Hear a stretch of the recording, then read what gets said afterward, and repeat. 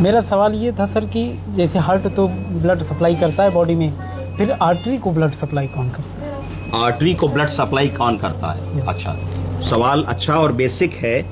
देखो, शरीर एक क्लोज्ड सिस्टम है, क्लोज्ड सिस्टम। जैसे घर में प्लम्बिंग लाइन लगती है, Yes, क्या लगती है? प्लम्बिंग लाइन कि छत पे टंकी बना दी, Yes, sir. टंकी से एक पाइप निकला, Yes, sir. वो पाइप हर फ्लोर पे गया, Yes, फिर sir. हर फ्लोर के किचन से, टॉयलेट से, वॉशरूम से कनेक्ट हुआ, Yes, sir. और कनेक्ट हो करके फिर फाइनली वो ड्रेन आउट हो जाता है, पर सोर्स एक ही है। तो जैसे ही तुम किसी भी नल का पानी खोलोगे तो टंकी का पानी कम होगा।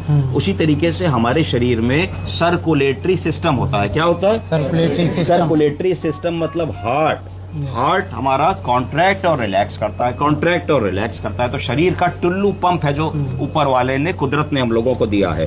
ये टुल्लू पंप हर समय काम करता रहता है। जब तुम लेटते हो तो उसको कम काम करना पड़ता है, क्योंकि एक सतह पे होते हो। लॉ ऑफ ग्रेविटी के हिसाब से सर, पैर और धड़ तीनों 0 लेवल पे होते हैं। जब बैठ जाते हो तो 90 डिग्री होता है, जब खड़े हो जाते हो तो और हार्ट को ताकत लगानी पड़ती है सर तक ब्लड को ले जाने में। तो अब आप समझिए कि जो भी आप रक्त कोशिका देख रहे हैं, चाहे वो आर्टरी है, चाहे वेन है, चाहे कैपिलरी है, ये सारी चीजें क्लोज्ड सिस्टम से जुड़ी हुई हैं। क्या मतलब हुआ इसका? इसका मतलब हो कि हार्ट से मेजर ब्लड वेसल से ब्लड चला, फिर वो फर्दर डिफरेंशिएट हुई डिफरेंट आर्टरी से। कोई पल्मोनरी आर्टरी पे गई, कोई ब्रेन में आर्टरी गई, कोई पैर में आर्टरी गई, कोई फीमोरल आर्टरी गई, कोई कैरोटिड आर्टरी गई, चारों तरफ। पर ये सब आपस में जुड़ी हुई हैं। आर्टरी जब फर्दर बाइफरकेट होती हैं तो छोटी आर्टरीज बन जाती हैं, छोटी आर्टरीज जब फर्दर बाइफरकेट होती हैं तो कैपिलरीज बन जाती हैं। पर कहीं ना कहीं ये सब मदर आर्टरी से जुड़ी होती हैं। अब आप देखिए कि आर्टरी और वेन का नेटवर्क अगर कहीं से इंटरप्ट होता है तो इसका मतलब है कि आपने वीगो डाला तो आपने वेन के नेटवर्क को इंटरप्ट किया। वीगो आप आर्टरी में भी डाल सकते हो, वेन में भी डाल सकते हो, दोनों जगह डाल सकते हो।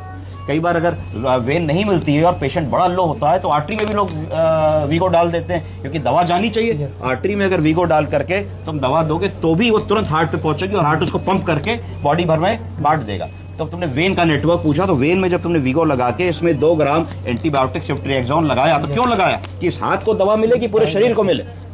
बताओ। तो पूरी बॉडी को कैसे मिलेगी? तभी तो मिलेगी जब ये वेन मेन सर्कुलेशन से जुड़ी होगी। तो जैसे ही तुमने इसमें इंजेक्शन पुश किया, मिनट भर के अंदर वो इंजेक्शन हार्ट तक पहुंचा, और हार्ट ने जैसे ही ब्लड को पंप किया तो वो वेन से ब्लड होता होता पूरे सिस्टम में चला गया और एंड ऑर्गन तक पहुंच गया। तो delivery of the drug and organ तक हुई थ्रू वेन। इसका मतलब वेन और आर्टरी का जो नेटवर्क है वो पूरे शरीर में एक ताना बाना बना हुआ है, जाल का नेटवर्क जो अनइंटरप्टेड है, उसमें बाधा नहीं होनी चाहिए। बाधा आती है तो फिर क्या होता है कि खून का प्रवाह रुकता है, खून का प्रवाह रुकता है तो इश्यूज होते हैं। कई बार तुमने देखा किसी का पैर काला पड़ गया, पैर की 3 उंगलियां काली पड़ गई, तो इसका मतलब उसकी कोई मेजर आर्टरी या वेन ब्लॉक हो गई है, जिसके कारण खून का प्रवाह रुक गया है, क्लॉट फंस गया है, क्लॉगिंग हो गई है। तो इसका मतलब आर्टरी वेन सब हार्ट से गवर्न होती है और सब एक नेटवर्क है जो आपस में जुड़ा होता है। कई बार आपने सुना होगा कि ऑपरेशन के दौरान कोई आर्टरी कट गई और इतनी ब्लीड हुई कि पेशेंट को रोक नहीं पाए, तो आर्टीरियल प्रेशर बहुत ही ज्यादा होता है। अगर मान लो तुम कोई मेजर आर्टरी को गलती से प्रिक कर दो तो इतनी धार होगी कि अस्पताल के मतलब इसकी फॉल सीलिंग की छत तक भर्र से खून जाता रहेगा, और अगर नहीं रोकोगे तो तब तक जाता रहेगा जब तक कि ब्लड लॉस नहीं हो जाएगा। और जब ब्लड लॉस होगा तो ब्लड का वॉल्यूम कम होगा, तो हार्ट भले ही उतना कस के प्रेशर करेगा, पर सर्कुलेशन जो हार्ट का था, यानी कि अगर हार्ट में कुल 5.25 लीटर खून था और तुम्हारी आर्टरी में छेद हो गया और ब्लड लॉस हो रहा है, तो थोड़ी देर बाद 5.25 से 5 बचेगा, 4 बचेगा, 3 बचेगा, तो धीरे धीरे हाइपोटेंशन होगा, हाइपोवॉलेमिक शॉक होगा। हार्ट जब कॉन्ट्रैक्ट और रिलैक्स करेगा तो फिलिंग करने के लिए कुछ बचेगा ही नहीं उसके बाद, क्योंकि फ्लूइड सब लॉस हो रहा होगा। धीरे धीरे पेशेंट को कार्डियक अरेस्ट हो जाएगा और पेशेंट नहीं रहेगा। आप समझे कहां से आर्टरी में खून आता है कि नहीं समझे? समझे। गुड।